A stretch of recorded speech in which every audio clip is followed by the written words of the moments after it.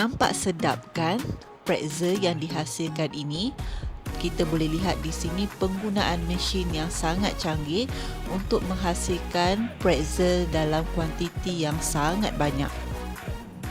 Teknologi pembuatan berkait rapat dengan amalan pembuatan yang pelbagai selain daripada penyelidikan dan pembangunan sistem, proses, mesin, alat dan perlengkapannya.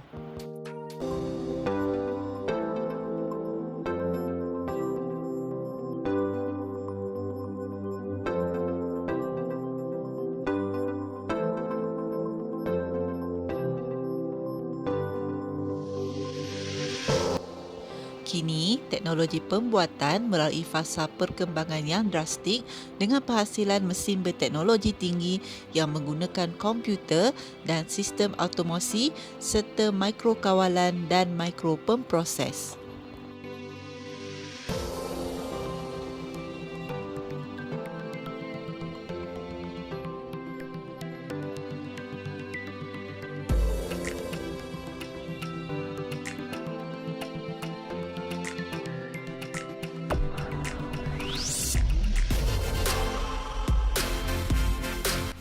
Penggunaan mesin dan kawalan automatik sepenuhnya mampu membantu pengeluar untuk menghasilkan produk dalam kuantiti yang banyak.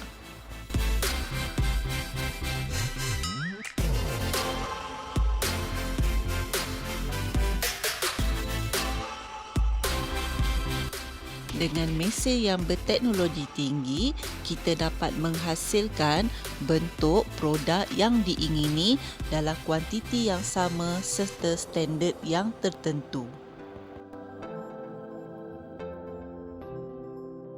Video pembelajaran kali ini adalah berkaitan dengan bab 2 iaitu bab aplikasi teknologi. Fokus kita untuk kali ini adalah bab 2.1 iaitu teknologi pembuatan. Setelah mengikuti video pembelajaran ini, pelajar dapat mengenal pasti teknologi pembuatan produk, menghuraikan proses pembuatan produk berdasarkan teknologi pembuatan konvensional dengan pembuatan moden dan membanding beza teknologi pembuatan konvensional dengan pembuatan moden dalam proses penghasilan produk. Teknologi pembuatan produk ialah satu kaedah menghasilkan produk sama ada menggunakan alatan tangan ataupun mesin. Jika kita lihat di sekeliling kita, pelbagai produk yang digunakan oleh manusia dihasilkan menggunakan teknologi pembuatan. Terdapat dua kaedah dalam teknologi pembuatan produk, iaitu kaedah konvensional dan juga kaedah moden. Apakah kaedah konvensional? Kaedah ini menggunakan teknologi yang asas dan biasanya dikendalikan oleh individu dengan menggunakan tangan. Penghasilan produk menggunakan kaedah konvensional ini memerlukan kemahiran individu untuk menghasilkan sesuatu produk. Dan kebiasaannya jenis produk yang dihasilkan adalah terhad dan memerlukan masa yang lama untuk disiapkan. Berbanding dengan kaedah moden, pembuatan produk menggunakan kaedah moden ini dapat menjimatkan masa, kos dan juga bahan. Biasanya, penggunaan mesin digunakan bagi menggantikan peralatan tangan. Dengan menggunakan kaedah moden, individu dapat menjalankan banyak tugas yang berlainan dalam masa yang sama. Kita teruskan dengan proses pembuatan produk. Proses pembuatan produk ialah satu kaedah dan teknik tentang sumber tenaga kerja, mesin dan bahan yang ada diubah untuk menghasilkan produk siap. Beberapa peringkat perlu dilalui oleh bahan sebelum menjadi sesuatu produk yang dapat digunakan. Seperti carta alih yang ditunjukkan ini dalam proses pembinaan sebuah produk yang bermula daripada proses perancangan hinggalah kepada kaedah pembinaan. Kita lihat proses pembuatan menggunakan kaedah konvensional. Jika dilihat pada video ini, proses pembuatan yang digunakan adalah menggunakan sumber tenaga manusia untuk menggerakkan peralatan. Manakala bagi kaedah moden, proses pembuatannya menggunakan kaedah moden seperti mesin untuk menghasilkan sesuatu produk. Mesin ini digerakkan oleh tenaga elektrik. Maka pelbagai proses pembuatan yang rumit dapat dilaksanakan dengan baik. Apakah yang membezakan antara teknologi pembuatan konvensional dengan teknologi pembuatan moden, terutamanya dalam proses penghasilan produk?